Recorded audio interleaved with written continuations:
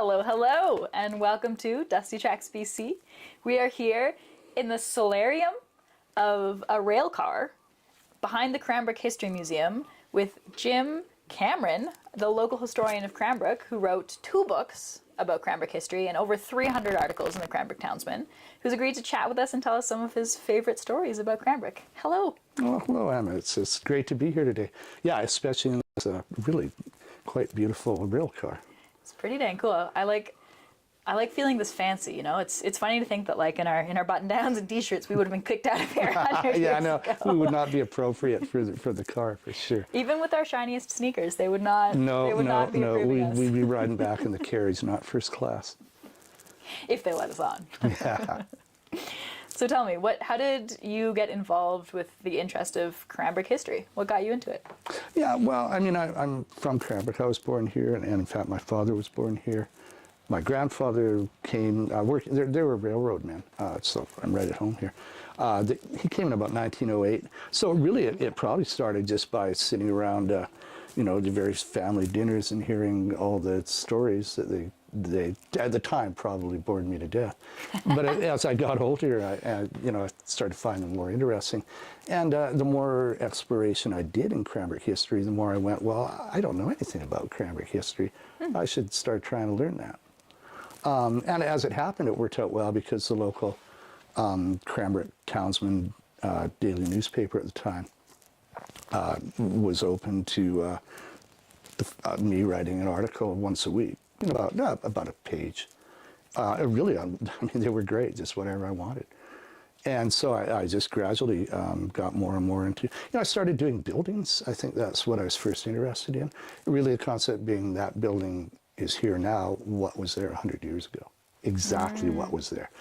So I'd use photos to show what was there in the past, what's there now, and explain why that changed or why it's the same. Which taught me a lot about, you know, the architectural part of the town. But, you know, the more I did it, the more I realized it was kind of the people that were the real stories, the ones that I just went, wow, that's, and you know, I wrote, like you say, probably 300 articles, and there's got to be thousands of stories in a town like this, any town, you know. And so that's kind of the concept of then and now with the buildings, eh? Yeah, exactly. So then how did that evolve into the books then and now? Well, I just had enough articles written that I think I had a couple of friends just say, hey, you know, you should put those into a book. And I was like, yeah, it's probably not a bad idea. There's not a lot of books written about Cranbrook history, oddly enough. I mean, some towns, there's a lot written. Even in the Kootenays, Nelson's a good example. And every town has a really rich and interesting history. But some of the work towns, I think, Cranbrook's not transient, but there's a lot of people that have come and gone. Some towns, families tend to have stayed more. I mean, Fernie, Kimberley, you can find easily families that have been there for, you know, 90, 100 years. Here, it's maybe not quite as common, just because of the industries that have come and gone. And really, Cranbrook's more a point on the map where people tend to stop for a little while and then move on to somewhere else. Even driving by, it's the same thing. You know, there's no real reason to stay in Cranbrook in terms of industry unless you can find your niche and make it work. Yeah, that's an interesting point. There isn't as much of a single overwhelming industry the way there is in some other towns. No, I mean, we had lumbering for years, and we had the railroad, which was a huge employer in the community. But you know, it's streamlined now, and it certainly doesn't hire the same amount of people it once did. So Cranbrook's had to, like a number of communities, move on and find ways to exist. Yeah, and adapt it has. Yeah, it has. It has. It's done quite well. Perhaps at the sake of history. Just give us, sorry, 1 minute. I think there's a audio thing we have to shift just a little bit. We got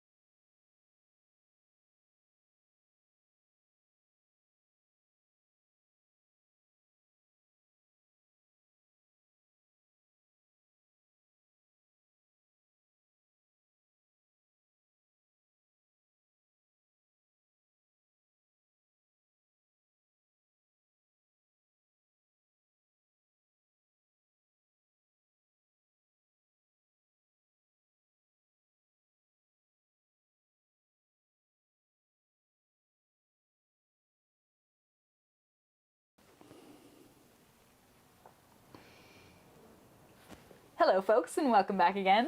Thank you for your patience. Live streaming is always a exciting endeavor, you know, to take on the internet that way. So I'm curious. You wrote all these articles. You wrote 2 different volumes of a book of Cranbrook history books. And why do you believe it's important? What does it matter to Cranbrook citizens to know the history of the town? Yeah, you know, that's a really good question, and that's certainly one I've asked myself at times. You know, I guess the old saying, you know, if you don't know history, you're doomed to repeat it. That's assuming that history is somehow dooming, which it isn't necessarily. I mean, there's a lot of great things happen historically that if you understand, you can go, well, that's probably a good way to approach that. So I suppose there's an educational factor to it. There's certainly some entertainment happening there. I mean, there's, you know, in the history of Cranbrook, there's been some wild and crazy things going on that are just worth reading because they're fun. You know, I think it's that sense of place and place in your community, place in your country, place in the world, where if you can look around and see what's come before and see that it's still there, I don't know, I think it's a little empowering at times. It's certainly comforting to me. Just as, you know, I'm old enough now that it's kind of nice sometimes just to see that some things haven't changed. You know, I can still walk into some of the old buildings and see the same things that I saw when I was 10 years old. You know, I understand too, though, that things have to move forward. And certainly in a community built of wood, primarily, things move in all directions, you know, depending on the weather and The fire acts hazard? of God, yes, Yeah. right. Floods, fires, storms. So, you know, Cranbrook has suffered the fate of numerous communities in that we've lost an awful lot of our old buildings. Mm-hmm. And some have just been obliterated purely to put through a new road or to build a new building. Mm-hmm. And that can be sad. But if we have the history recorded, at least there's something there that people can look back and go, well, we do have a history. You know, this isn't the first time that somebody's woken up in this town and looked out and gone, gosh, you know, this is kind of a neat community. So yeah, it's a little bit of everything. I don't know if it's important or necessary, but I certainly found it worth doing. Yeah. And I like what you say about sense of place, too. Do you think there's any way to kind of, and again, maybe too big of a metaphysical question, but do you think there's any way to kind of categorize what a sense of place in Cranbrook is? Like, what is it that kind of characterizes Cranbrook from your side of things? Yeah, you know, that's another really good question. Cranbrook is... Big one. Well, yeah, it is in the sense that, yeah, metaphysically it is a little challenging. But for the size of Cranbrook, it's not as complicated as it might have been. I mean, Cranbrook's here really for a couple particular reasons. And those reasons still exist today. I think Cranbrook fulfills a function for people moving from one part of the province to the other. In other words, Cranbrook didn't have a mine, which most of the towns around here did. Kimberley, Fernie, Nelson, those are all mining towns. And that's where the money came from. Cranbrook had logging, but really the logging, a lot of it was to build Cranbrook. And by the time you cut down your trees, a couple different generations worth, logging starts to thin out too. We used to have 6 or 7 mills in the town, right around the town. Those just became really unviable. Yeah, you wouldn't know it now. No, you wouldn't at all. We had various sections of town, which is I always found interesting. We had the Baker Hill, which was everyone called it Knob Hill, because it was all the nice houses. We had the shadow of Baker Hill, which is where I grew up, which is 2 blocks away from Baker Hill, but you're not in Baker Hill. We had Little Italy. We had Little Scotland. Where were Little Italy and Little Scotland? Well, Little Scotland was actually an earlier name for a place called Slaterville here, which is just across the tracks. And it's still across the tracks. In fact, we had up on the hill across the creek. And it was like a little subdivision of Cranbrook. Where are you from? Well, I live across the creek, and I live across the tracks. Oh, you're across the tracks. I see. Well, we live on Baker Hill. We had Chinatown, which I believe you've addressed, with other people talking. We had our red light district. We had an area called Slabtown. What was the other name for the red light district? Well, there was a number of them in town, but the best one I always liked was the Lemon Patch. The Lemon Patch. Yeah, there was a number of euphemisms for it. We won't get into them all, but they're all kind of entertaining. Yeah, we had Slabtown, which was just over this way a little bit, which was really the working part of town. Because, Cranbrook was a huge melting pot, like all the communities of, we had the white Anglo-Saxon Protestants who pretty much ran the roost, so to speak. But we had, the French, the Italians, but certainly all the old countries, the Hungarians, the Romanians, Polish, some Russians. We had a lot of Swedish people here for the lumbering, and I can recall going to various dinners when I was young, and just being fascinated by the accents that I was hearing just at the table I was sitting at, trying to follow 8 different countries talking to each other and doing a pretty good job of it, right? So yeah, Cranbrook, it is what it is now, and it's not really an industrial town. It's not really a mining town. It's here, I think, as a crossroads. Base camp of the Kootenays. Yeah, as long as the traffic keeps coming by, I think Cranbrook's going to be okay. It doesn't make it a beautiful hideaway town necessarily. Beautiful hideout? Yeah, I mean, some towns you can go, Fernie, Kimberley, or Nelson, these kind of nice little towns nestled against a mountain. You can really get away from things there if you want to. Cranbrook's more, I think it's a little more on the move. Yeah.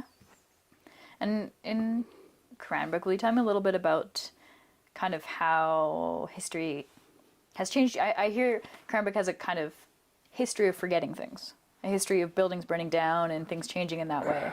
Can you talk to that a little bit? Yeah, and it's just really my opinion, obviously. Cranbrook has never been high on let's save our history. I mean, from day one, it was probably 20 years after Cranbrook was first incorporated that it started ripping down old buildings to put up new ones. That's just the way it was. A lot of the buildings that were built here were pretty dicey in terms of the construction because it went up very, very quickly. I mean, Cranbrook went from 0 to 2,000 people in about 6 months, give or take. Yeah, pretty close to that. And so they had to suddenly create a town where there was basically nothing. We'll talk a little bit about that down the line here. But basically, we had some really lovely buildings and a really lovely main street and a lot of really nice, the residential district is still really quite nice. And there's a whole lot of history there. We've had some bad fires that destroyed entire city blocks, which took out a lot of buildings. We've had some buildings that just wanted to modernize, and whoever owned them ripped them down and put up other ones. And somewhere the city could have stepped in and said, hey, no, for instance, our old Dominion building, the post office, really a very nice building. It was offered to the city in the 70s for, cheap price. And they said, no, we just don't want it. So it was bought by a private businessman and torn down to put up a drugstore, basically, which is, that's what happens. Cranbrook's biggest problem, I think, is also the reason why it's here. It caters to people that are traveling. And a lot of that's vehicles. Interesting. And so when the railroad passenger thing shut down, back in the 60s, mostly it was cars, and Cranbrook made quite an effort to make sure that cars could get in and get out and get around, which meant pedestrians took second seat to it. And they had no problem with ripping out buildings for parking, ripping out buildings to put roads to go through them to make access easier, closing off Main Street to put in a mall that effectively blocked off one end of our street so that traffic tended to move away from there, which meant a lot of stores moved out and moved into malls or buildings on the Strip, which is our big long road going out of town, Cranbrook Street. And really the center of the town started to really die and crumble. That's where the history was. Interesting, yeah. Because it's quite a fascinating layout, Cranbrook. Like, there's not a lot of small towns that have a similar, like, scale of infrastructure and roads and planning, but then kind of disjointed planning. Well, Cranbrook was so small originally, and what would happen was entrepreneurs would come in and they'd build a small subdivision just outside of city limits, and they'd build it to whatever they wanted. They'd have roads going however they felt, or no roads at all. They could do whatever they wanted. And then within 20 years, the people living there would say, can we get into Cranbrook? Because we wouldn't mind having, you know, proper sewage and proper water and proper lights. And Cranbrook would take, well, go, yeah, why not? Because they increase your tax base. So we'd take in a subdivision here and one here, and really around the town. So old Cranbrook's perfect. It's just laid out in a wonderful grid. There's about 16 blocks of that makes perfect sense.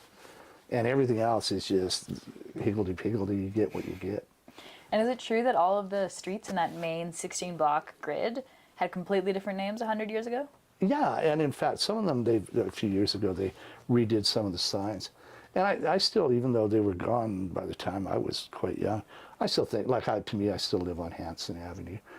And we still refer to Baker Street and Victoria Avenue, and Van Horn Street. But yeah, they were all named after either people, local residents of some merit, or some that were named after public or political figures. They took them away, you know why?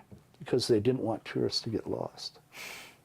So they figured if we use numbers, someone traveling through has to go to 300 9th Avenue, they can find it. And if you say, well, it's on Armstrong Avenue, past the church, and then turn right at the white building there, that wouldn't work. And so that was that. And that Little did they know things would scale up and us tourists would still have no idea where we are and where we're going. Yeah, it's funny how that worked, isn't it? Yeah. Yeah. Especially as soon as you mix up like a north and south, you're hooped. Oh, Learn that the quick way. And Cranbrook's got a weird angle thing because of the railroad. So the Cranbrook is laid out, and the grid goes really north and south. But a couple of its main streets in the railway go kind of like southwest to northeast. So yeah, there's some funny little places where buildings, I mean, you get that in Vancouver a lot, I'm sure, but where buildings are just in the kind of a triangle shape, and one end of the kitchen is about a foot wide at one end and 10 feet wide at the other, right? Yes, always a little exciting. Yeah.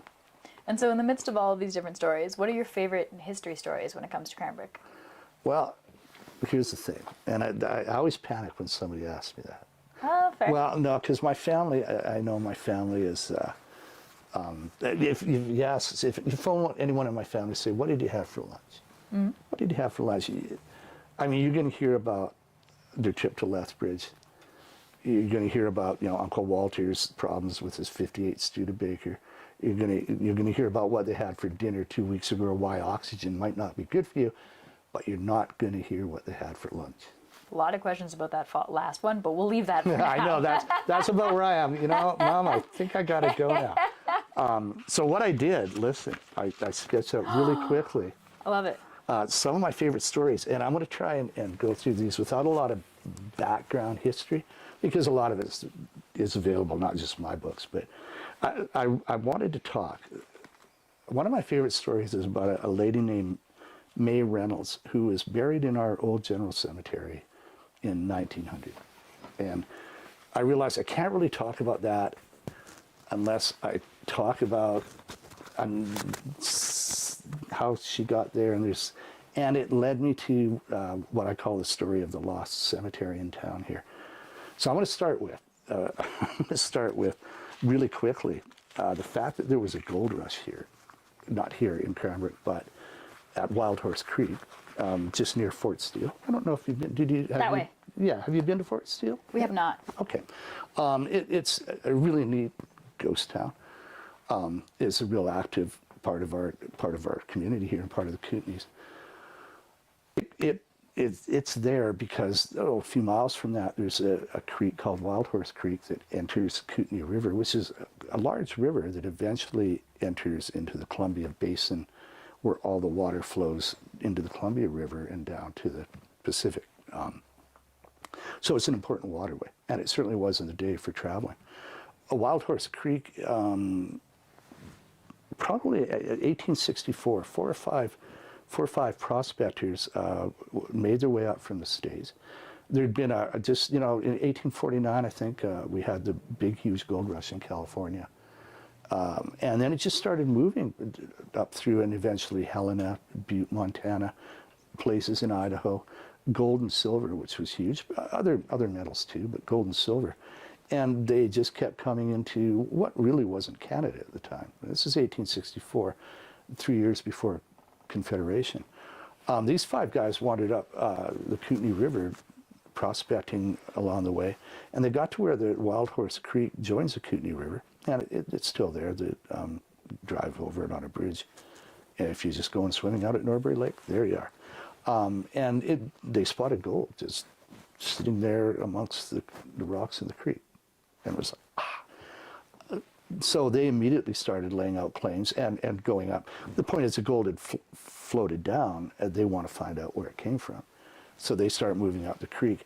And it took about, the time to go like that, where it went from these five fellows to a couple thousand people, mostly guys, but they had their wives and the ladies of the evening and various cooks and things that came out. So it was a community sprang up along the river there. In 1865, there was over 2,500 people living where there was nobody the year before, out in the middle of nowhere. I mean, this is the middle of nowhere. There wasn't anything around here in terms of buildings. I mean, we had the local Tanaha, of course, that traversed the area and lived here. And these are, a lot of them were Americans. There were very few Canadians as such. People from this country, they'd come up and worked their way up. And they were taking out millions of dollars worth of gold. And the problem was they were taking it all back to the United States. Now, we were under British rule then. And they wisely thought, this isn't, I mean, okay, it's one thing they're finding the gold, but we could be making money on that, right? So, as it happens, a fellow named Henry Edward Seeley had moved to Victoria. He was born, I think, 1819 in New Brunswick. His wife, when they were in their 40s, so 1860s, they moved to Victoria, and he was kind of an enterprising fellow with a lot of good connections in terms of politics and royalist people that were loyal to the crown at the time. And he got a job with the British Colonist newspaper in Victoria, which is a precursor of the Victoria Times Colonist. And he also hooked up with a fellow named Amour de Cosmos, who is, I mean, the name alone stands well in history, of course, but he was a former owner at that time. And there was a lot of reasons Canada, what became Canada, Upper and Lower Canada, Ontario, Quebec, New Brunswick, some of those provinces were thinking, we've got to really band together here if we want to be more successful, certainly financially, economically, but also militarily. You forget that the world was a different place then. I mean, it wasn't that many years that we'd had a war with the United States and burned down their White House. So there's that. There was One of that. my favorite history stories. Yeah, I can't go wrong there. Yeah, big win for Canada, well, the British at the time. There was a lot of consideration that Canada, what could be what it is now, a sea-to-sea country.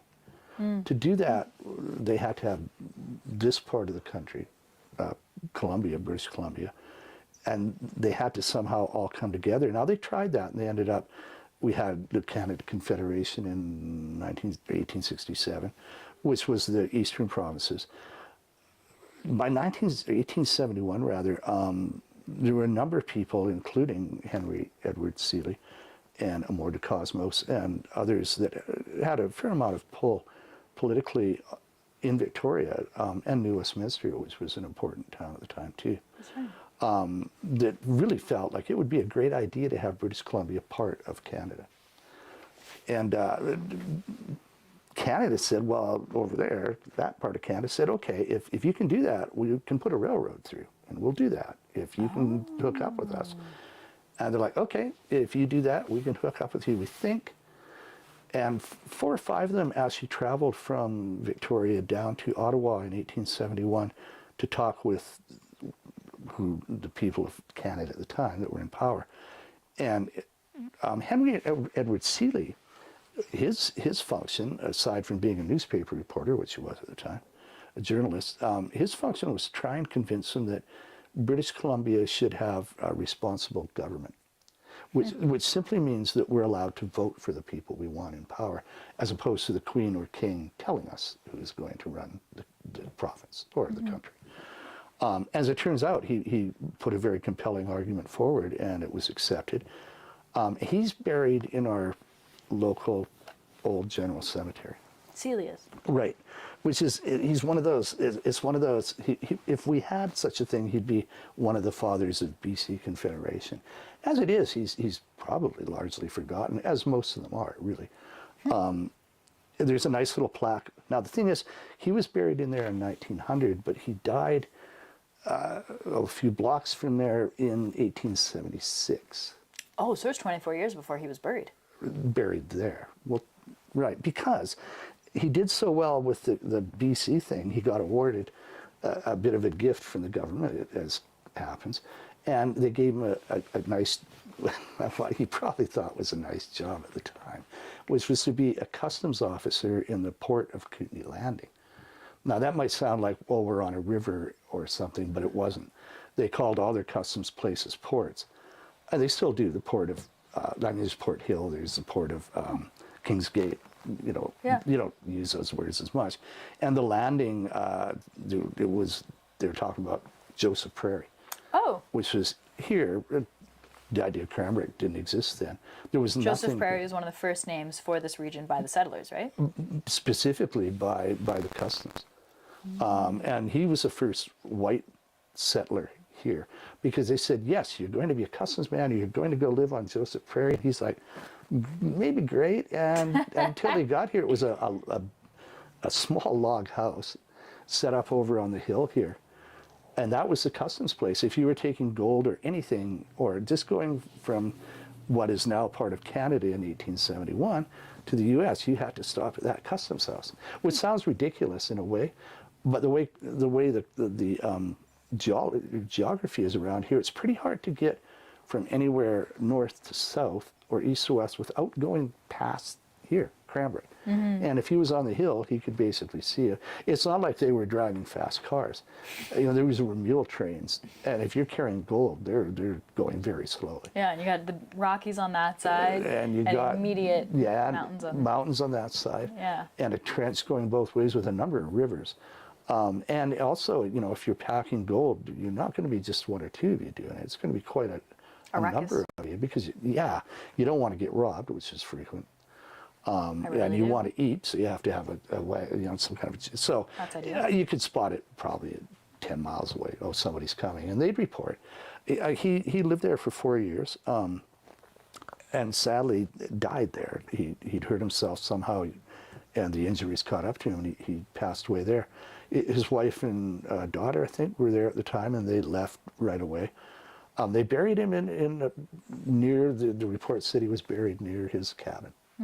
And we know the cabin was in what we call Baker Park, which is where our town founder, James Baker, built his first residence about 20 years later, because the land, the customs office soon grew, they just didn't need it. They moved it along the 49th parallel where it is now. So from here, there's Kings Gate, and you just go from there to the U.S.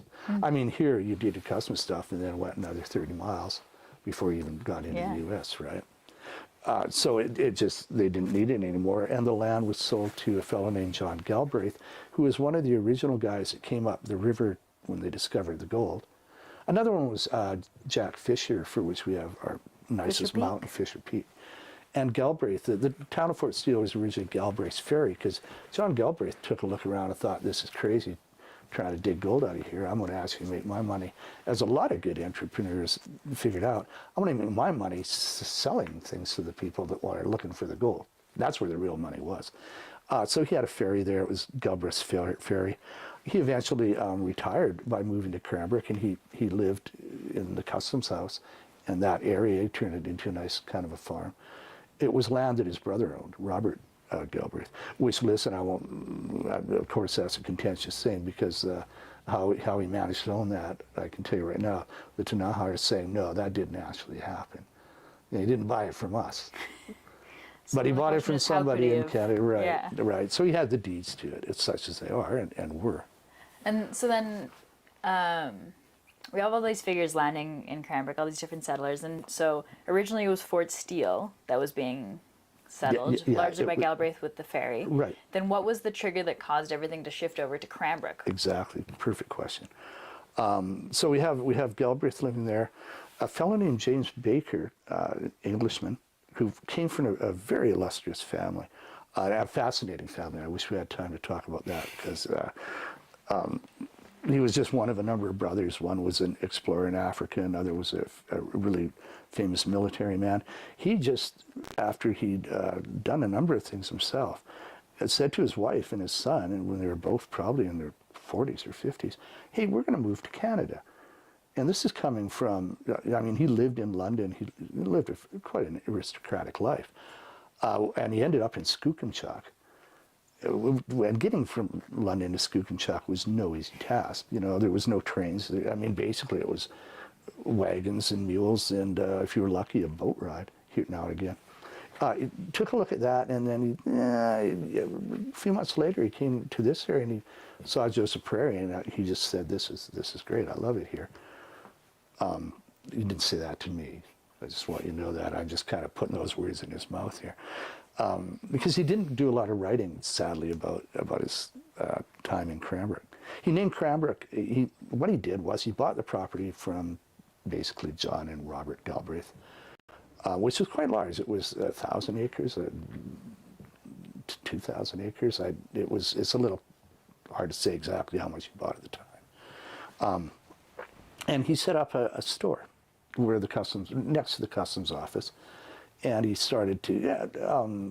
His son was older, and his son eventually, within a few years, took over the property. James Baker became our MP, a member of Parliament for this area, which is kind of funny. I think there may have been about 7 people that voted, because there was a lot of people around, but they were all transient, or they didn't fit the bill in terms of being your basic white property owner. Interesting, yeah. So he had some power and some say, and he was a very well-respected man, both in England and in Canada, across Canada. He hired a surveyor to come in, and they surveyed and platted, it's called, which means divided into small little blocks.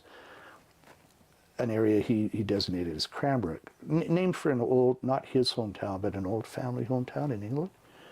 So it's a namesake. And there was basically, we're talking about 1888, 1889, because he knew a railroad was going to come. By then we had the Transcontinental Railroad, which went through Calgary and through Banff and the passes there and onto Revelstoke, and then down to Vancouver, and that was a huge thing. But here there was still, like, it was the wastelands in a way. It was, who knew what was here? Scary stuff in a way. He had a pretty good inkling the railroad is going to come from Lethbridge through the Crow's Nest Pass, where he had a pretty good inkling there was coal. And as soon as you said coal in those days, it was like, whoa, because that's how the railroads ran. Mm-hmm. And how people at the time heated their houses, and how industry, steel mills, they ran on coal, everything. So he bought this land. There's been an argument for 120 years between Fort Steele and Cranbrook. Back to your question here. Fort Steele wanted the railroad. They figured it was going to. I mean, Fort Steele's a beautiful place. It's up on the river. You've got the mountains there. It's gorgeous. It's a perfect place for a town. It's river traffic, run the railroad, perfect. as it turns out, like a lot of places, they started to raise their prices when they thought the railroad was coming of their property. That happened all the time. And Baker did the opposite. He said, listen, if you come through Cranbrook, I'll give you half the town. I've got 16 times 4, there's maybe 2,000 different lots here. I'll give you 1,000 of them to the railroad. You can do what you want with them. They're mine, they're yours. Just come through Cranbrook. And they said, okay. So in 1898, and they took a little jog there at the Kootenai River and came through Wardner. Instead of turning right and going to Fort Steele, they just kept straight ahead and went through Wardner and through Cranbrook. And sadly, that spelled the doom of Fort Steele. And which leads me to, I hope we're not, I just keep moving along here. Faster than history goes, see if we can talk faster than history. Consider that in the year 1897, December 23rd, in fact. If you can just imagine everything in Cranbrook you've seen, and just imagine it's not here. There's nothing here. There's a flat prairie with a lot of wooded hills, creeks running all over the place here. But there's one building that Baker paid to have built, and he hired a couple guys to be the proprietors. And it was called the Cranbrook Hotel. And it's not the exact Cranbrook Hotel that we could see out these windows if we want to look. That's a copy. That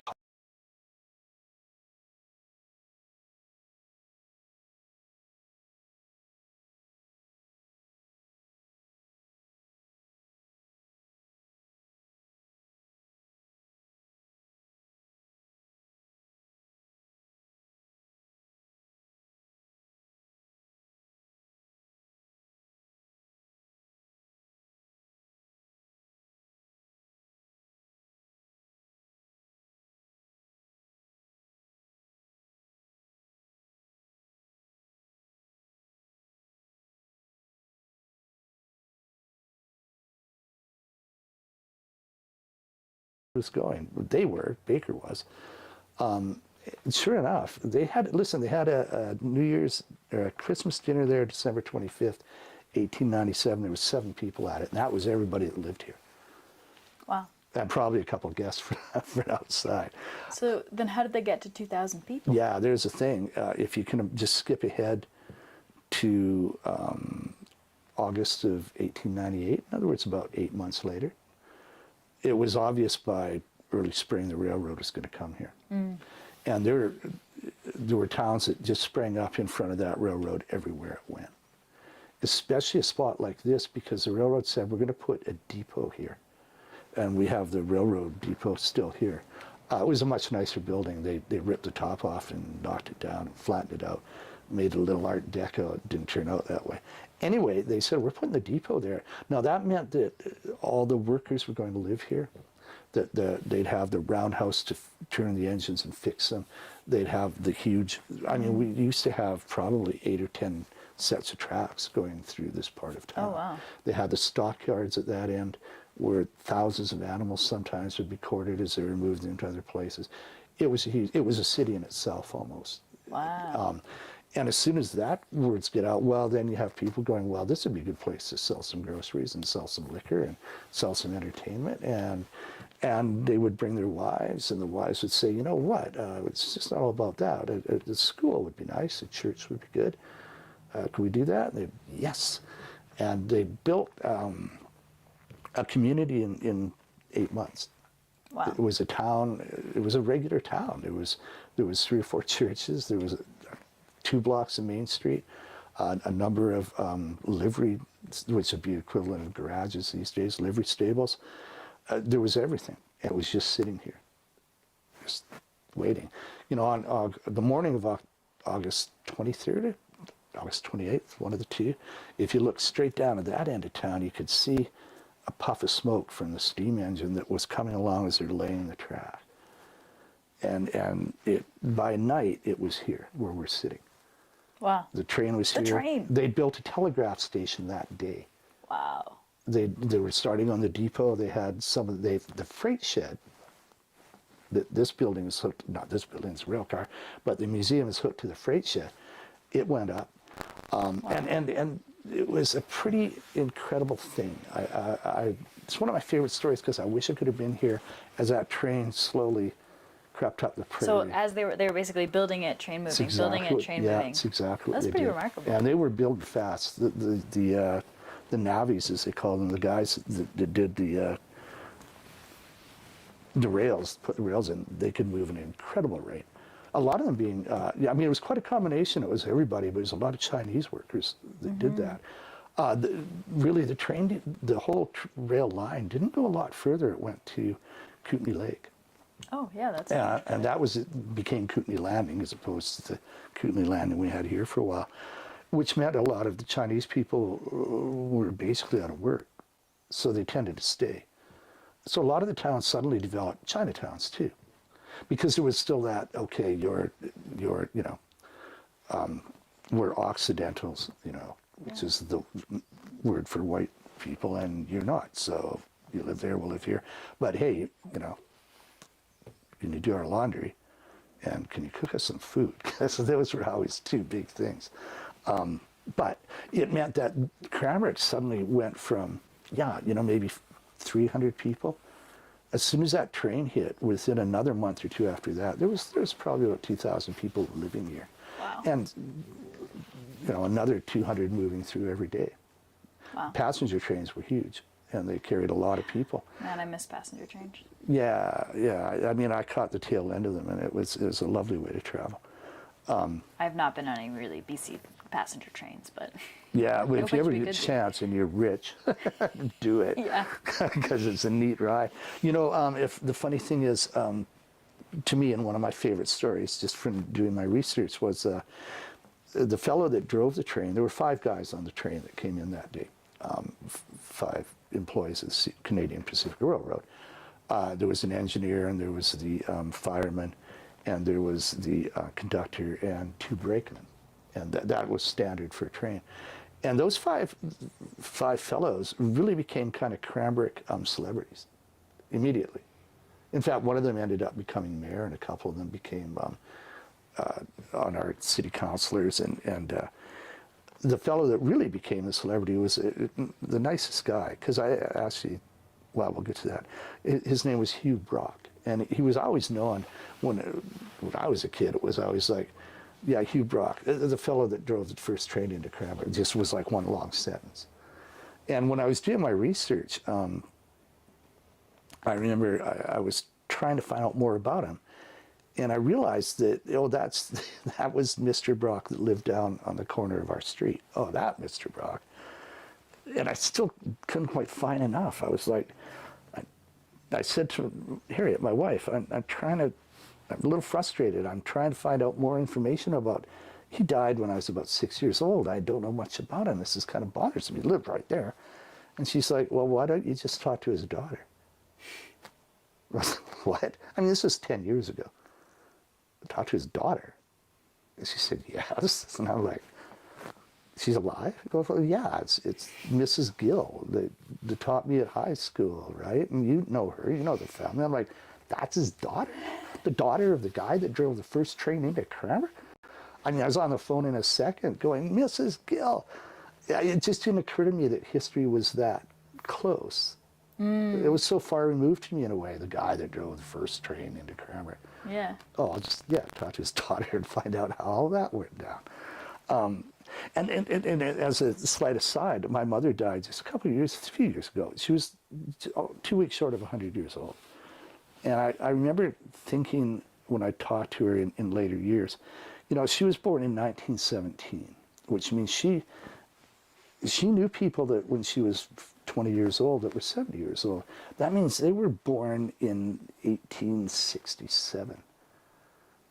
So when I talked to her and she talked to me about people, I was talking to her about things that she knew really well that were 150 years old, practically. That's quite remarkable. Yeah, it is. It's funny, isn't it? I mean, history is much closer than we feel like. Yeah, it sure is. The thing is, the Hugh Brock thing, it just struck me as, Jim, get a grip. You know, the history is sitting right in your, it's 3 houses away. It's the woman that taught my wife, you know, primary school. It's not something that's so far away you have to look in books to find it. I mean, you can actually just talk to people for one thing. And getting to where we started, if I can. And then we're there. I hope we're running okay time-wise. Right. A year later, a fellow named Edward Ryan was the first murder victim in Cranbrook, and he was shot probably just outside these windows. There'd been an altercation. Jim, we just went 0 to 100. We're in murder now. It's just how it happens. One day, you know, you're just having a coffee. The next, there's a dead guy lying on the street. The red light district in Cranbrook, the Lemon Pass, was just half a block away here. And there'd been an altercation between somebody outside the building and somebody inside one of the houses, and guys come out, gotten into a bit of a fight. Looked like it was all over. It got dark out. But the 2 fellows that had kind of lost this original fight, I guess they were holding a grudge, went and grabbed a gun and whatever other weapon they felt. And they came back and they were going to catch whoever they were trying to catch, the guy that had done them wrong. And they thought it was this Edward Ryan walking through the dark along the tracks here. And they shot him. They just shot him. I think he said something like, "Hey guys, what's, you know," something funny. He died with a joke on his lips, they said in the paper. And I thought, well, okay, he must have gone, "Hey guys, you know." Knock, knock. Yeah, who's there? Wow. Bad joke, eh? And they buried him. They buried him in what they called the East Cemetery, the Little East Cemetery in Cranbrook. And I thought, reading that, I was like, there is no East Cemetery in Cranbrook. It's all West Cemetery. I mean, the cemetery is right across the tracks here. Yeah. The East Cemetery would be over there by Baker Park. I'm thinking, is that where they buried Seeley? Henry Edward Seeley? Because he got buried somewhere up there. And then I was doing a bit more research, 1898, 1899, and there was other people that had died. Anna Brown, who I think died in childbirth after giving birth to the first baby in a boxcar in Cranbrook. She passed away a month later or 2 weeks later, and she was buried there. And I'm like, okay, well, there's a cemetery happening here that I've never heard of.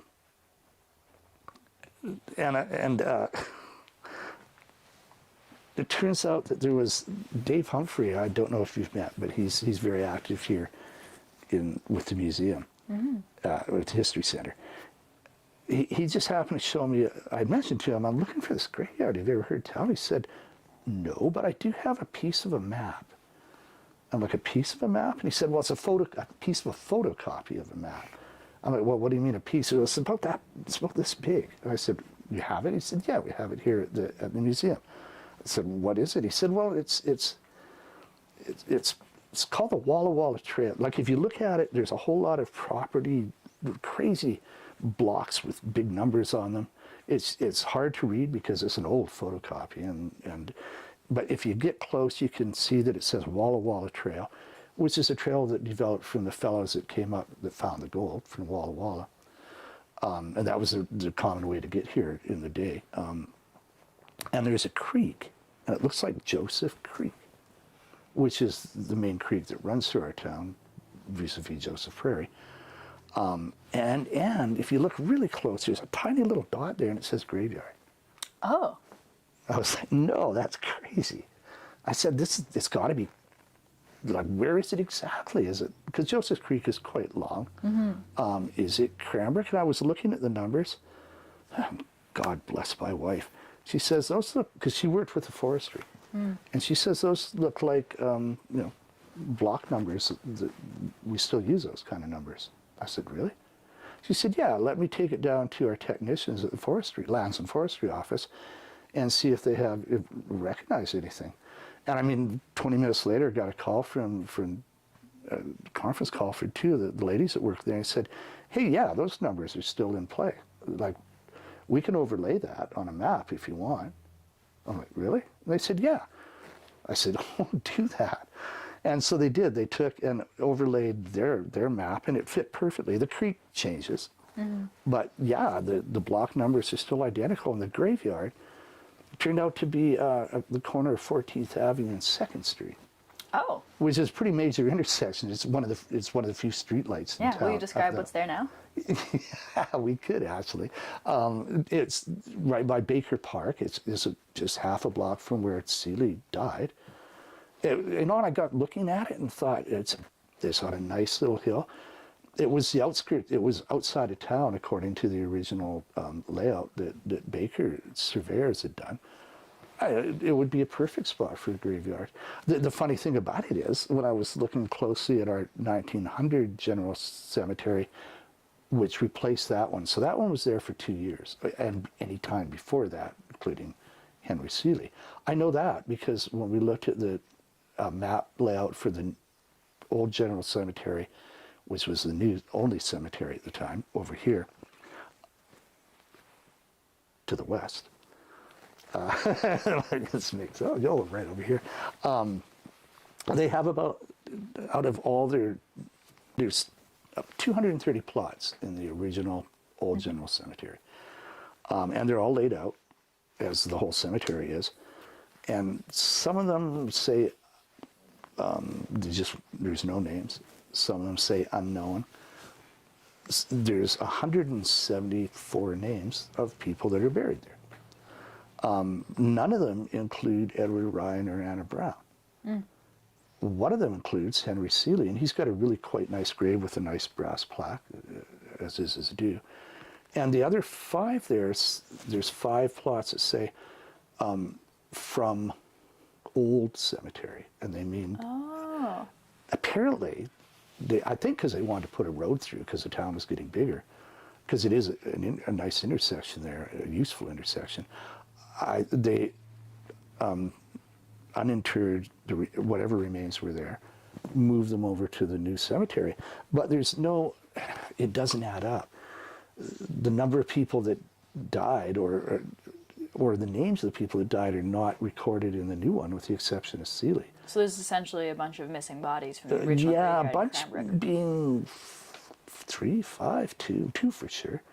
I would think more people died between 1898 and 1900 than 2. Seems remarkable. And I know there's other references to the nice little cemetery, people gathering there for whatever. So yeah, now the funny thing about that, and this is just the funny thing about that. I was talking to one of the ladies that grew up there, and she's older than I am, so she's old. I won't mention her name because I just called her old. So I'm not going to do that. I just realized that was a mistake. Yeah, you'd be sealing your death warrant. She grew up right in that area, that particular intersection, in one of the houses. And she happened to say this within days of when I was going to publish this article about the lost cemetery. She said, oh yeah, and a funny thing, she said, the Burton house, which is on the corner of 2nd Street and 14th Avenue, I was friends with the girl there, and they were a nice family. We played there all the time. And this is apropos of nothing. I didn't ask her to come up with this. She said, one day we were playing outside, and old Mr. Burton, we heard him call to his wife, like my friend's mom, and say, come down here a minute. He was digging out his basement, because it was an unfinished basement. And they all went and looked, and he'd found bones. And at first, she said we all thought it was just like a dead horse or whatever. But no, they found the skull and everything in his basement. They built a house on a graveyard. It sure seemed like it. Oh. Yeah, I don't know what happened to the bones. She doesn't either. And she said they probably just put them in the garbage. Who knows? Wild. I mean, yeah, you can't imagine that nowadays. The other thing too, and of course this is, I'm not a big believer in ghosts, but sometimes little things make the hackles on your neck stand up. It was only about 6 weeks after that, a friend came over to the house, and she just said she'd been hanging out with some friends on 13th Avenue in an apartment, a basement apartment, for some kind of a function they were having. And she said, it's kind of funny. She said the lady, her friend that lives there, says she wants to move because the place is haunted. I was like, wait, back up here. Normally I'd be like, oh, really? because it's a basement apartment of a new building, basically, 1970s building. How could it be haunted? But it sent me back a little.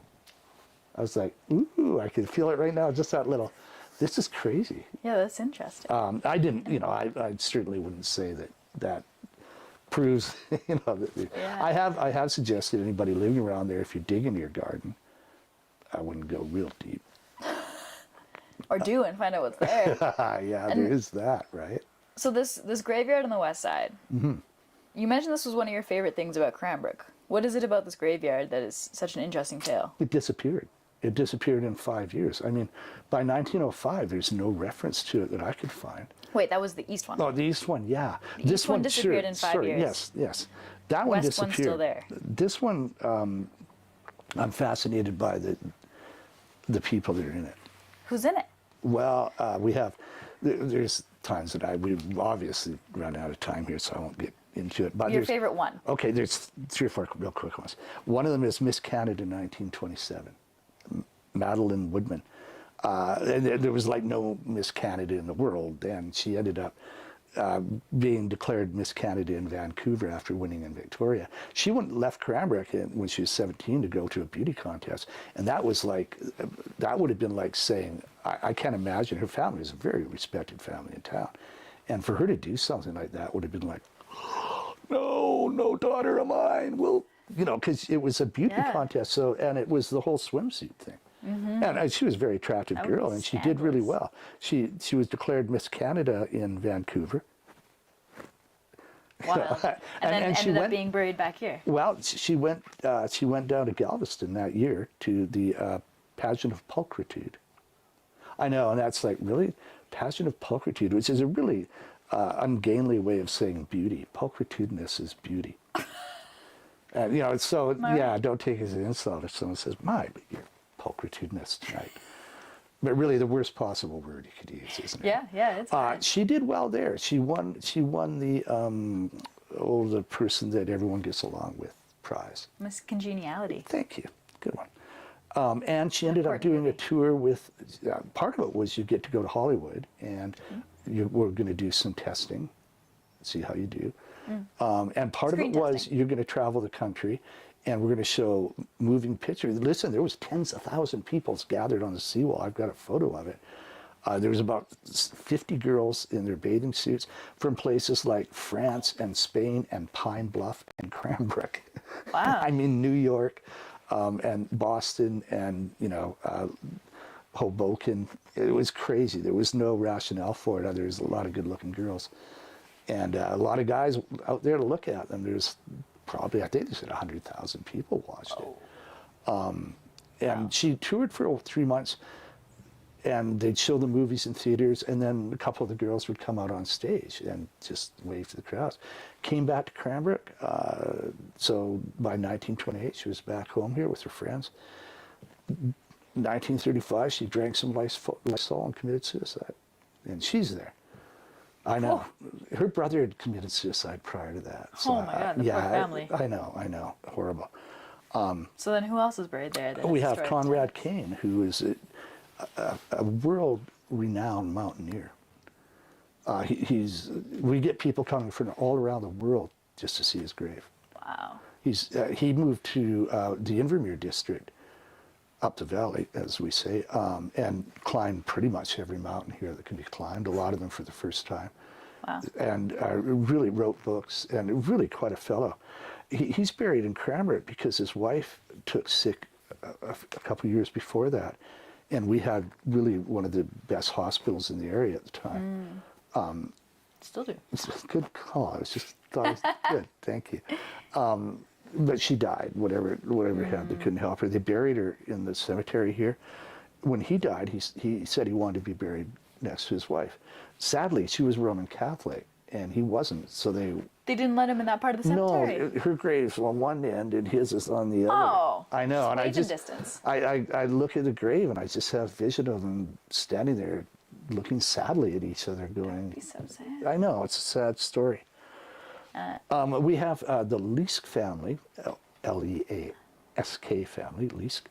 We had a number of Leask families in Cranbrook. They're all related. And also this family lived in Frank, Alberta. And they were, most of the family was killed when Frank Slide happened. They buried them here because we had the brother of the brothers lived here. The reason I kind of like this particular story is the Marion, the daughter, one of the daughters that lived, was supposedly the little girl, and if you haven't heard the story, it's because it's a long time ago, but at the time it was worldwide, that after that huge part of the mountain came down and just buried that city, there was a little baby that was found on top of a rock.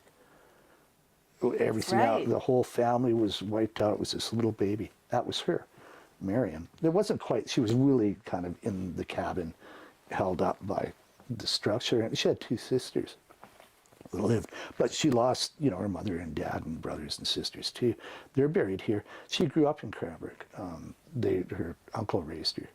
And she became a piano player and moved to Nelson, piano teacher. And you never wanted to mention Frank Slide. Oh, no.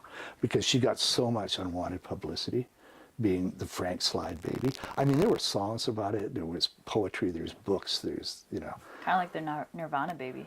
But to bring us to the end and hopefully back where we started, one person that is buried there it struck me, and it still does. It's the grave I visit most often when I go there. I kind of been through that cemetery enough doing research, because you can learn a lot from a cemetery. You can tell who was rich, who was poor, you know, who had a sense of humor, who didn't, who was related to who. It's just pretty hard to do now. These days, you don't get the kind of information in obituaries and newspapers that you used to.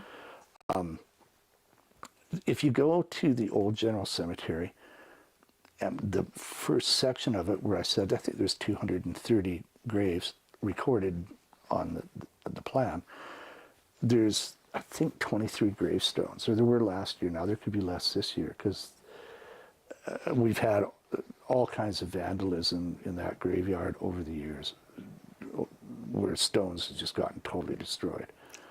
And a lot of the original things were wooden crosses or wooden tombstones, and they've deteriorated. Yeah. And the families have moved away, and the city doesn't really make much effort. I shouldn't say that. I'm sorry. So who is this person that's buried in that too? Yeah, her name is May Reynolds.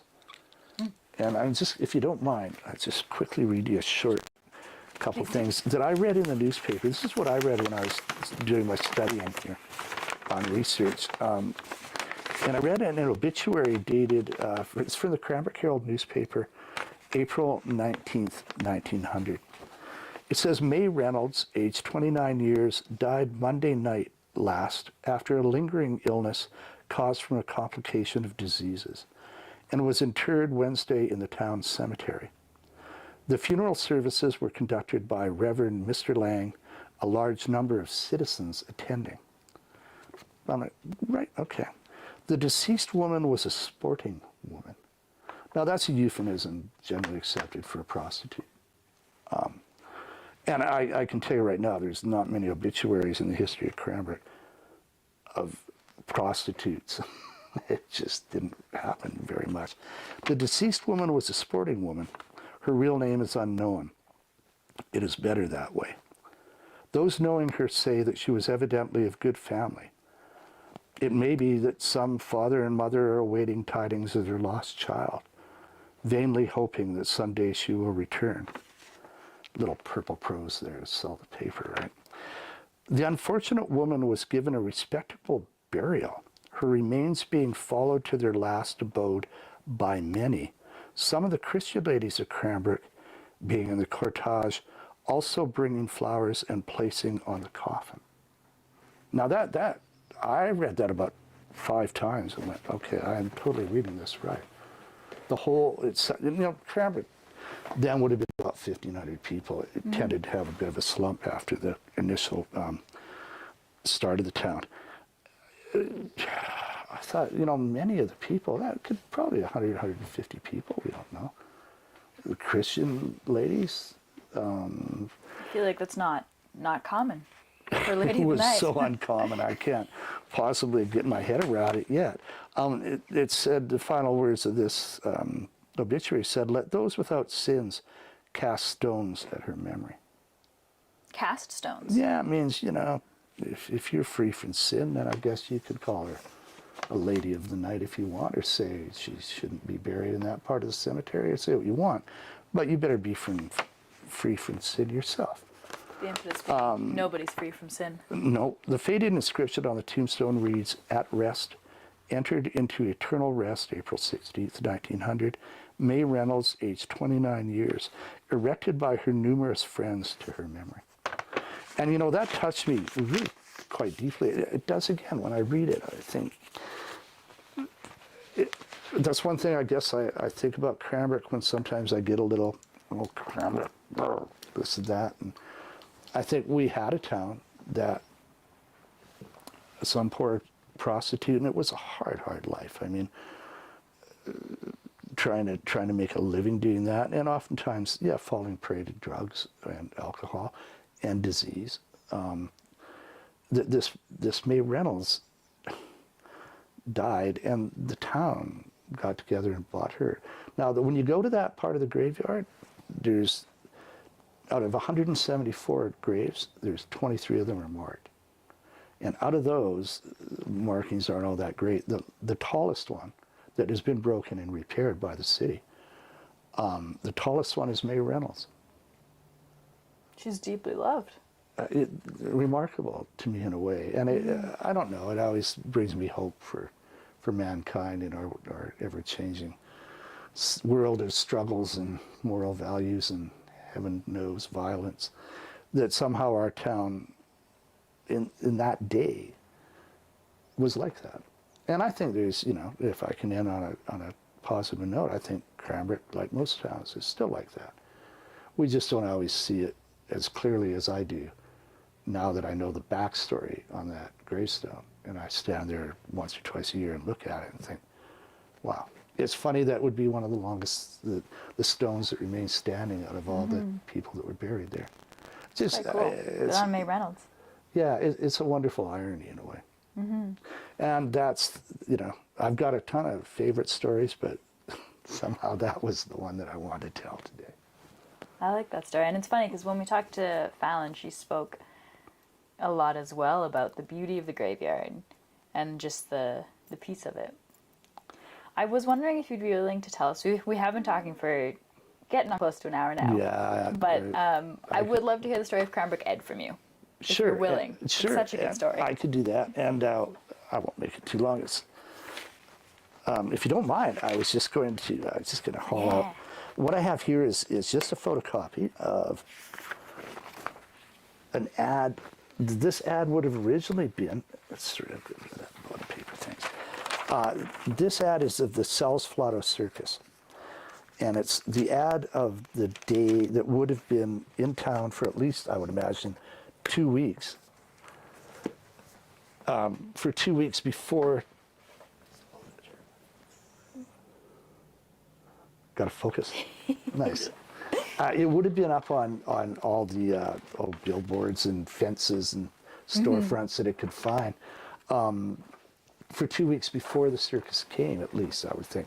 They always sent their front men, the promo men that would come in and get people a little excited. Now, they didn't have to work hard to get people excited.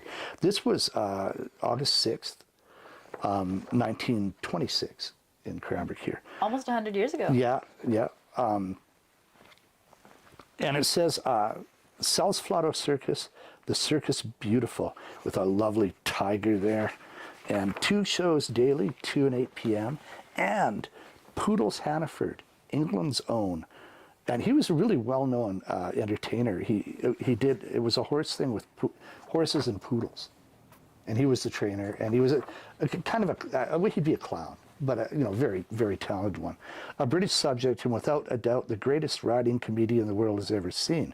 Together with the world's greatest, most magnificent spectacle, 1,000 people, horses, elephants, and jungle-born man-killers, including also several hundred gorgeous singing and dancing girls. Zoo, circus, hippodrome, 400 arenic stars, Earth's best and only exclusive circus band. Damn. I just want you there. Doesn't that just speak to you? You can imagine the build-up when you see that. Now, Cranbrook was no stranger to circuses. That was a really popular entertainment throughout the land at the time. You know, you got to consider radio was just in its infancy. If you didn't put on your own entertainment, there wasn't a whole lot to see, except when the circus came to town. Now, what they didn't say here was, when it says, they were right, 1,000 people in the South Florida Circus, there was a number of South Florida circuses touring at the same time. Oh. And that would cut the number of people that were appearing here down considerably. So there weren't 1,000 horses, elephants, and jungle-born man-killers coming to Cranbrook. There was, in fact, 14 elephants coming to Cranbrook, and a tiger and a few other animals. But you know, at the bottom here... In 1929. It's 26. 26. Yeah. This is why you're the historian, not me. Yeah. Listen, it's just because I read it somewhere. It says no street parade. No in street small parade? letters, yes. Tickets on sale, circus day, only at Cranbrook Drug and Bookstore. No street parade. That would have been a bit of a kicker for the crowds, because when a circus came, it came by train. And do you know the Christmas train that travels through BC? With all the lights, and they stop and they entertain. They came through Cranbrook. I don't at all, but small town Mike is nodding. Yeah, no, you wouldn't have it. It wouldn't stop in Vancouver, I don't think. When they got to Vancouver, they get out and go hooray, I'm sure. They pull up here at the station, usually in the coldest night of the year, invariably, and they open up one of the boxcars and they have a band, and they have, it's always good entertainment. The whole train is lit up. There's 8 or 10 cars, beautiful. It's kind of magic. It's still magic. This was a circus train that was a large train, and it was painted to the hilt. I mean, it was made to look at and go, wow, that just looks great. And people would make time whenever it came to town, and it would park on the south end of the rail yard here, which was the stockyards, not too far down. So really close to here, it pulled up, and they would unload all the animals to get them off the train and get ready for the parade later that day. So if you came in the morning, you could watch them. Literally, you could just stand around as they unloaded the lions and the tigers and the elephants, and who knows what else they had. You could see, you know, at least a number of gorgeous dancing girls coming out, you know, probably looking pretty gorgeous even then. They knew how to entertain, and they wanted to create an audience for the shows. The tents were set up on the other side of town here, the big top tents that they perform in, over by where the high school is now. And the parade was important, but it was just important to see them getting out of the train and set everything up. Now, this particular day was August, and it was kind of typical Cranbrook August. It was hot, and it was smoky from forest fires. And it was smoky really throughout a lot of BC, and it had blown over into Edmonton. The train had come, the South Florida Circus had come from Edmonton and Calgary. They'd performed there the previous couple of days. And in Edmonton, they'd actually, during the parade, the elephants had stampeded. Now, we're talking elephants here, and this, sort of not be disappointed. We're not talking the big, huge African elephants, the 14-foot-high elephants. We're talking more of the Borneo, I think, elephants, which they can get up to about 8 feet tall, 6 to 8 feet. They weigh, anywhere from, I'll speak pounds momentarily, 6,000 to 12,000 pounds. So they Just weigh a as small much as an SUV. Yeah, tiny. Think SUV, a trained SUV that can do some dance steps, has a nice trunk, looks cute as all get out. Wish my Escape could do that. I know, I'm like thinking my Honda just isn't cutting it here. There was 14 of them, and they ran rampant in Edmonton. They ran down the streets, they knocked porches off of houses, they destroyed hedges. Nobody got hurt. Whoa. Because they managed, it was an elephant called Charlie Ed, I think there was the leader. And elephants are like a lot of animals in the sense they have a leader. They'll do whatever it does. And if the leader takes off, they just follow it. So they're not necessarily stampeding out of anger, Just Although the leader might be, they're just following the leader. Now, 14 elephants following the leader is significant a amount. sight to behold, I think, sure. As Cranbrook was soon to discover, because that's why they decided not to do a parade. They were a little unsure. They thought, a lot of it may come from the smoke. All animals are a little leery when the smoke gets too heavy around. The horses here and the cattle are the same way. They weren't sure. They felt that Charlie Ed could be becoming a bit of a rogue elephant here. So they said there was no parade, which must have been a huge disappointment, because they would have unloaded here, got themselves ready, all dolled up, all the ladies riding, and the clowns and the acrobats, and they would have marched out from here and gone down Main Street and up past City Hall and come back down First Street. And the whole town, if they could manage, would have turned out to see it. I mean, the kids would have skipped school if school was even on that afternoon, because the teachers were probably there watching anyway. They would have had the calliope playing, and it was just the real deal. They didn't do it. But so there was even more people, I think, came, because they didn't make any mention about a stampede in Edmonton. That remained somehow hush-hush. The newspapers the weekly newspapers haven't got the news. As it turns out, the elephants were unloaded away from the highway here. And they were meandering about, and suddenly Charlie Ed, I believe, took it in his mind just to go for a run. And they just stampeded. They took off, all 14 of them. And the people were, they were like jumping in ditches and hiding, climbing up poles and trees. And it was, I just can't imagine the sight. They headed off from where we sit, towards the north and towards the east, and they kind of split up. So some of them went to the graveyard, because it was a lot of lush green grass at the time, because they were watering the lawns, I'm sure, back then. And there was a bit of a creek over here, not much, but a bit of one. About 8 of them went that way.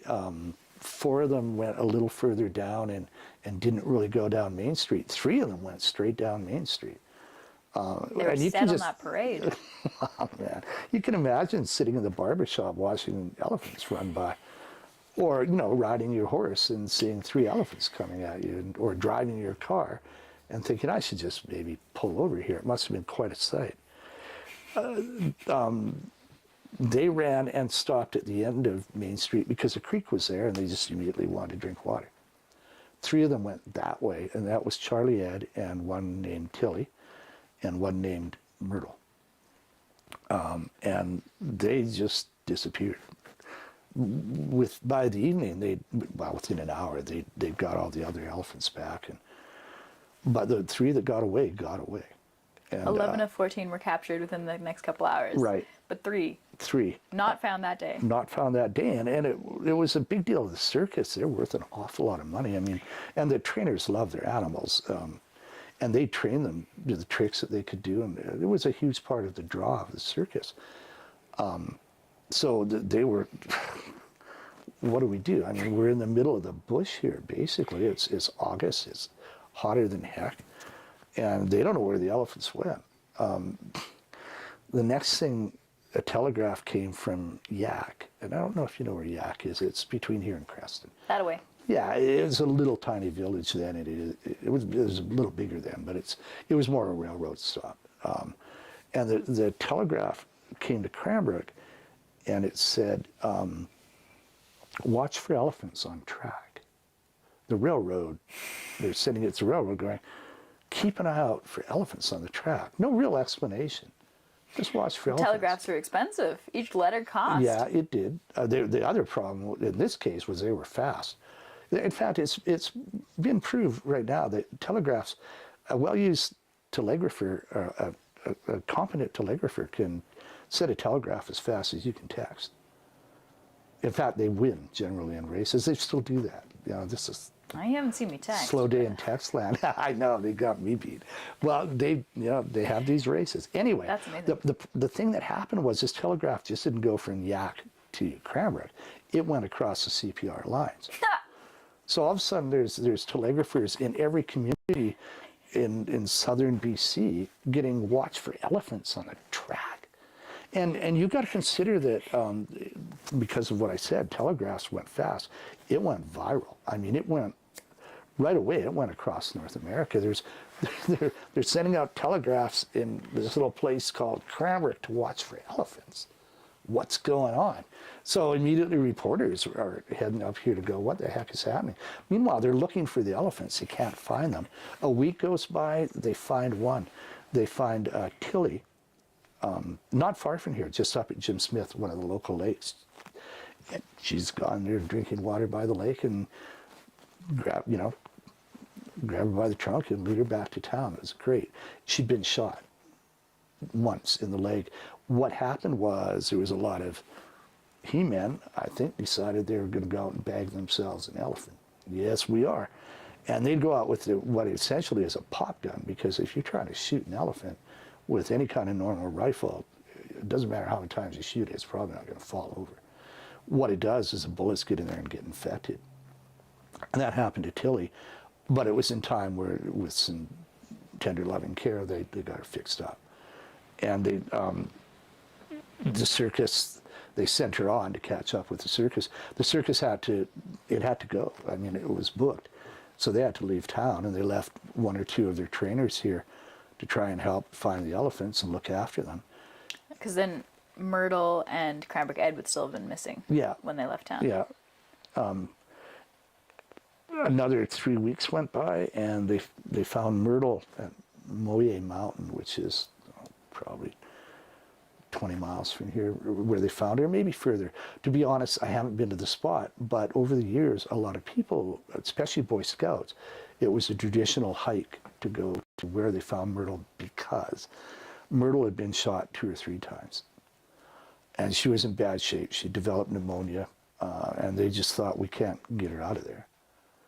So they put her down on the spot with a big gun. And they skinned her, and they brought the hide back to Cranbrook. A taxidermist did. He brought it back and displayed it in his store window. Oh, wow. Hey, if you go to the museum here, you got nothing better to do later, go ask him if you can look at Myrtle's hide, because they've got a square of it here about this big, kind of slightly petrified, furry elephant hide. Sadly, but they left the bones and everything. They left the rest of the corpse. And yeah, for years it was the Cubs and the Scouts would go up there to the elephant bones. Do you know if it's still there? No, it's all gone now. The bones have all, either been lost or carried away. But, That's been a good 100 years. yeah, right, exactly right. Charlie Ed still managed to evade capture, and for a month. They flew in, I can't remember the fellow's name, but he was a well-known big game hunter and tracker. They flew him in from Chicago or somewhere down in the States. To much acclaim, he flew into Cranbrook with his, we're going to find us the elephant there, boys, and headed out and had no luck at all. People in Cranbrook, for the first couple of weeks, there was elephants everywhere. It's like, if you went outside and heard your lilac tree rustling, you just, there's an elephant in my garden. But all in all, Cranbrook took it with a fair amount of aplomb. They were pretty calm about it. But it was across the world. I read it when I was researching about the Great Elephant Hunt in papers from England, and it was all across Europe. It was a big story. These elephants and it was exaggerated, but it was still, kind of neat. These elephants are out there. They found Charlie Ed over a month later, and it was the local Tunaha trackers that really found him. They got none of the credit. The big game guy pretty much took it all. They brought him back to town, and it was just during the fall fair. He was hard to capture. He didn't just come easily. They had to rope him significantly with a lot of guys to get him here. And they put him into our old arena, which is no longer there, and he became part of the fall fair. Everybody came to see all the flowers and the agriculture and the photos people have taken, and artwork, and Charlie Ed the elephant. And he was friendly enough. My grandfather got to know him, actually, because he just liked elephants. And for a while, he was quartered here on the CPR, where Grandpa worked. And my dad ended up having to carry him water. He said, he offered, he said, I'll get him some water, it's hot. He said, I can do that. Well, he's here. And fine, but he said he had no idea. He filled up 2 buckets at that end of the CPR and carried it down to that end. He'd set him down. He said the elephant would go, It'll be gone. It was gone. So he's like, why did I do this? But anyway, yeah, Grandpa, I think, and a number of people, you know, enjoy the elephant's company. So how did his name change? Well, he was, at the end of the fall fair, the circus was coming back. They were going to, well, he got a ticket to get a ride to the circus. Cost about $1,500 back then to put him on a boxcar to take him to where the circus was.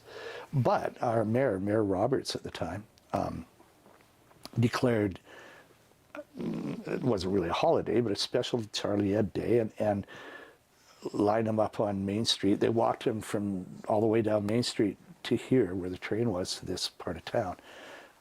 And it was a little parade there. They stopped part way and fed him at one of the restaurants. They brought out some sandwiches. Somebody was going to give him flowers, or they were going to give the flowers to the mayor's wife, and Charlie had grabbed them out of their hand and ate the flowers, I think. You know, there's a film of it. There's actually black and white footage of this. And they had a bottle of champagne, which, if I'm not mistaken, was illegal at the time because it was prohibition. And he poured the champagne over the elephant's head and declared him, and the circus went along with the circus, said, we'll call him Cranbrook Ed from now on. And thus the giant statue of an elephant in downtown Cranbrook. Yeah, and if you look at the statue, it's like, oh well, one of the tusks is broken off because Charlie Ed actually was missing. I think he might have damaged his tusk when he was out in the wilderness here. You know, they caught him in the nick of time. An elephant in September, when it's getting pretty cold up in the mountains, wouldn't have lasted much longer. That's a good point. Yeah, and actually he had a further career with the circus, but it turns out he went rogue again a few years later and killed his trainer. So they called in the National Guard and they executed him. There's a dark side to Cranbrook Ed we did not know. Yeah, I don't Who knew? always tell that with the kids, you know. Yeah, good call. Good call. But that's how. Leave out the Cranbrook- murder and executions. For Yeah, back the to kids. murder again, Yeah. you know.